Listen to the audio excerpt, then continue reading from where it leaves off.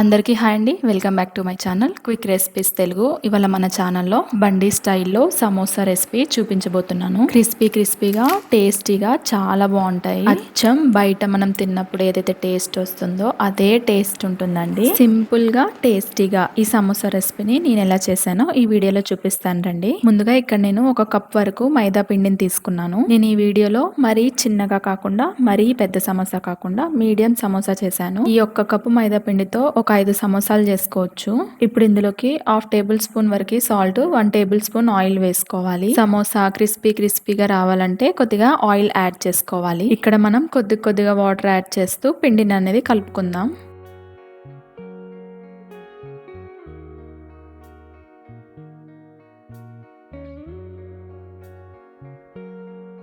చూసుకొని వాటర్ పోసుకుంటూ కలుపుకోండి. మరీ జోరుగా అయిపోతే చపాతీ చేసుకోవడానికి రాదు. ఈ విధంగా కలుపుకున్న తర్వాత ఒక 10 నుంచి 15 నిమిషాల వరకు పక్కన పెట్టుకుందాం. ఇప్పుడు ఒక చిన్న బౌల్లోకి 1 టేబుల్ స్పూన్ వరకు మైదా పిండి తీసుకొని పక్కన పెట్టుకోవాలి. మనం ముందుగా కలిపి పెట్టుకున్న ఈ మైదా పిండిని 2 సపరేట్ ఉండల్లాగా చేసుకుందాం.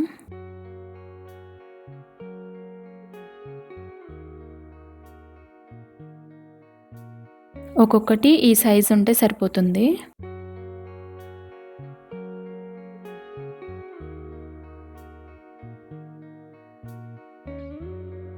ఇప్పుడు చపాతీలాగా చేసుకోవాలి. ఉండని మైదా పిండిలో కంప్లీట్ గా డిప్ చేయాలి, లేదంటే చపాతీ చేసేటప్పుడు అతక్కపోతుంది. ఈ విధంగా పిండి పీట మీద కొద్దిగా అంతా చల్లుకొని రొట్టెల కర్రకు కూడా అప్లై చేసి వీలైనంత వరకు చపాతీని పల్చగా చేసుకోవాలి. చపాతీ మనం ఎంత పల్చగా చేసుకుంటే సమోసా అనేది అంత క్రిస్పీగా ఉంటుంది. కొద్దిగా పైన మైదా పిండి చల్లుకుంటూ ఈ విధంగా చపాతీని అనేది చేసుకోవాలి.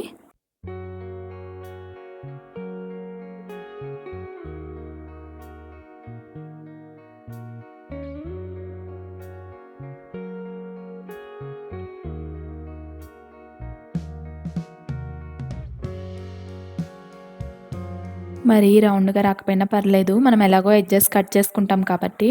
ఇప్పుడు స్టవ్ వెలిగించి చపాతీ పెంక పెట్టుకొని చపాతీ వేసేసి కొద్దిగా లైట్ గా చేంజ్ అయ్యేంత వరకు చపాతీని కాల్చుకోవాలి. ఇక్కడైతే ఒక టిప్ గుర్తు పెట్టుకోండి, మరీ ఎక్కువగా కాల్చుకున్న సమోసా చేసేటప్పుడు సమోసా అనేది విరిగిపోతా ఉంటుంది. సమోసా షేప్ ప్రాపర్ గా రాదు. ఈ విధంగా కాల్చుకుంటే సరిపోతుందండి. ఇప్పుడు వేరే ప్లేట్లోకి తీసుకుందాం. ఇంకో చపాతీని కూడా సేమ్ ఇదే విధంగా కాల్చుకోవాలి.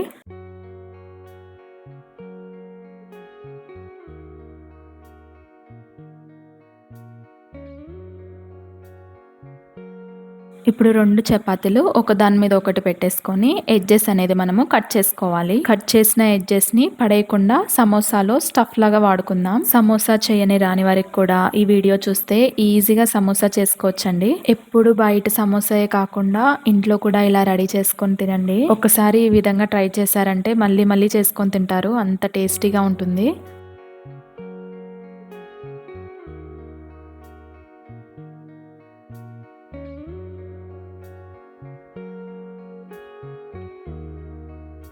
ఎడ్జెస్ అన్నిటిని తీసి పక్కన పెట్టుకుందాం. నేను ఈ వీడియోలో చూపించే విధంగా చపాతీని అనేది కట్ చేసుకోండి.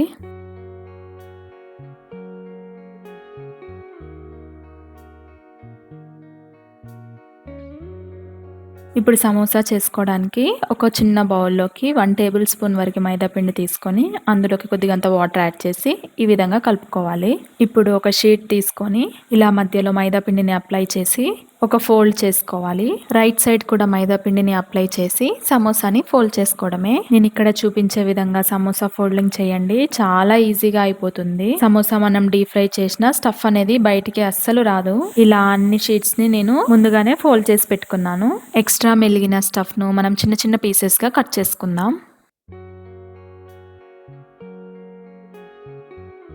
కట్ చేసి పెట్టుకున్న ఈ పీసెస్ ని డీప్ ఫ్రై చేసుకుందాం. ఇప్పుడు స్టవ్ వెలిగించి ఒక కళాయి పెట్టుకొని డీప్ ఫ్రై కి సరిపడినంత ఆయిల్ వేసుకొని ఆయిల్ హీట్ అయిన తర్వాత కట్ చేసి పెట్టుకున్న ఈ పీసెస్ ని వేసేసుకొని లైట్ బ్రౌన్ కలర్ వచ్చేంత వరకు మనం ఫ్రై చేసుకోవాలి. దగ్గరుండి కలుపుతూ ఫ్రై చేసుకుందాం, లేదంటే మాడిపోతాయి.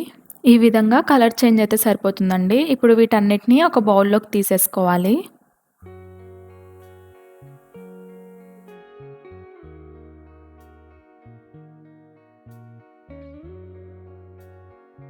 ఇవి కొద్దిగా చల్లారిన తర్వాత కొద్దిగంత పెప్పర్ పౌడర్, కొద్దిగంత సాల్ట్, రెడ్ చిల్లీ పౌడర్, కారం, ధనియాల పొడి అన్ని కొద్దిగా వేసుకోండి. ఒక పచ్చిమిర్చిని చిన్న చిన్న పీసెస్ గా కట్ చేసుకొని వేసుకోవాలి. ఒక మీడియం సైజ్ ఆనియన్ ని కూడా చిన్న పీసెస్ గా కట్ చేసుకొని వేసుకుందాం. అలానే ఇందులోకి లాస్ట్ లో కొత్తిమీర కూడా వేసేసుకొని ఈ విధంగా కలుపుకోవాలి. ఇది ఉత్తిగా ఇలా తిన్నా కూడా టేస్ట్ చాలా బాగుంది. ఇప్పుడు మనం ముందుగా చేసి పెట్టుకున్న సమోసాలోకి స్టఫ్ ని ఫిల్ చేసుకోవాలి.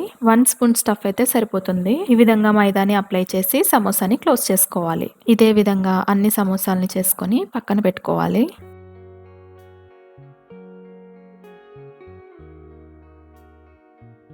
ఇప్పుడు స్టవ్ వెలిగించి ఒక పాన్ పెట్టుకొని డీప్ ఫ్రై కి సరిపడినంత ఆయిల్ వేసుకొని ఆయిల్ హీట్ అయిన తర్వాత మనం ముందుగానే ప్రిపేర్ చేసుకున్న సమోసాలన్నిటిని వేసేసుకొని మీడియం ఫ్లేమ్ లో దగ్గరుండి వేయించుకోవాలి. కలర్ అనేది లైట్ బ్రౌన్ కలర్ లో చేంజ్ అయితే సరిపోతుంది. మరి ఎక్కువ డీప్ ఫ్రై చేసిన టేస్ట్ అనేది చేంజ్ అయిపోతుంది. ఇప్పుడు సమోసాలన్నిటిని టర్న్ చేసుకుందాం. సమోసాలు అనేవి ఈ కలర్ వస్తే సరిపోతుందండి. ఇప్పుడు మనము వీటన్నిటిని ఒక ప్లేట్ లోకి తీసుకుందాం. అంతేనండి, సింపుల్ గా టేస్టీగా క్రిస్పీగా సమోసా రెసిపీ అయితే రెడీ అయిపోయింది.